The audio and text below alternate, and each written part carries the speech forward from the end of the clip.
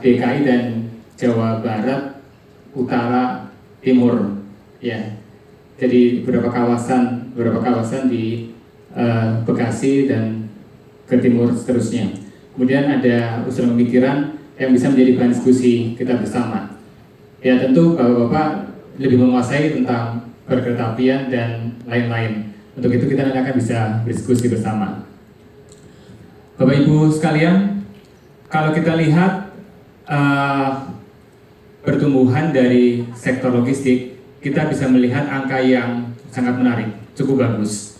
Ya, kalau kita bicara pertumbuhan ekonomi kita diperkirakan sekitar 5%. Ya, tetapi tahun 2017 sampai 2018 itu ternyata untuk transportasi itu 8,23%.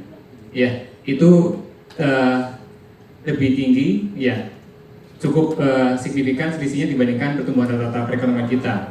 Ya, bahkan untuk tahun 2019 kami memprediksi pertumbuhan akan menjadi 11,56%.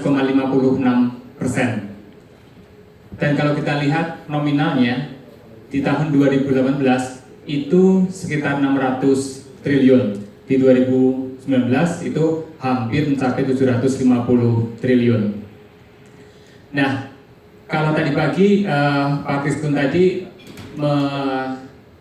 menyampaikan berapa sih share mode untuk kereta api? Ya, ada beberapa referensi, ya seperti disebutkan hanya sekitar 0,6%. Kita bisa bicara bahwa jalan, ya mungkin sekitar 92% dan seterusnya. Tapi saya akan coba untuk menyampaikan dari kontribusi terhadap PDB. Kalau kita melihat kontribusinya, rel itu ternyata pada 2017 itu hanya 1%, tapi ada peningkatan menjadi 2%, baik pada tahun 2018 maupun 2019. Di sebenarnya pertumbuhannya cukup tinggi sih, walaupun secara distribusi agregat itu masih sangat kecil. Darat ya bertahan 53%, ini kalau nggak salah yang ini sekitar 52%, walaupun porsinya turun. Kemudian yang lainnya laut juga 7%, kemudian turun jadi 6%. Jadi sebenarnya rel itu ada kenaikan, walaupun memang belum signifikan untuk dibandingkan dengan agregat.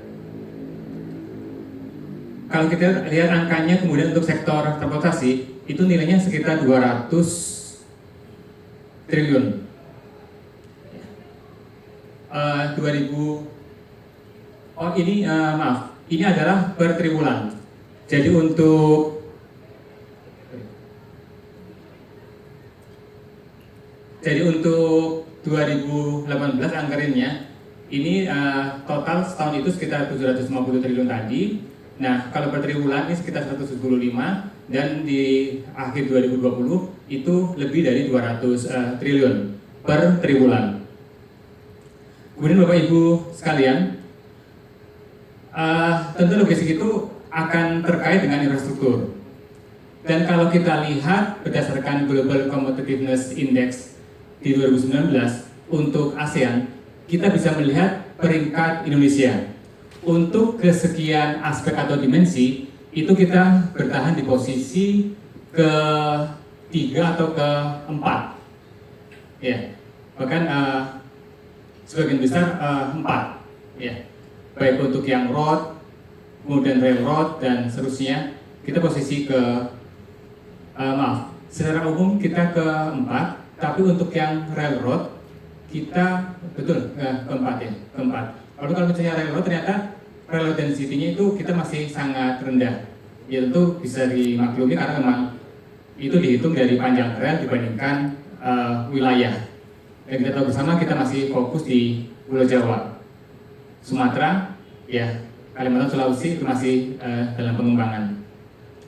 Nah, kalau kita melihat yang lainnya, ternyata untuk yang airport itu kita paling tinggi, ya kita tertinggi di antara negara-negara ASEAN lainnya. Mungkin kita bisa kaji mengapa untuk airport kita bisa sedemikian luar biasanya, tapi untuk yang Pak? Bukan Filipina,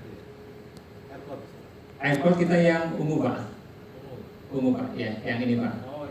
Ya. Itu nomor satu, Pak. Nah, kalau misalnya untuk yang road connectivity, ya itu masih rendah. Iya. Kemudian yang connectivity lainnya untuk liner shipping misalnya itu juga rendah.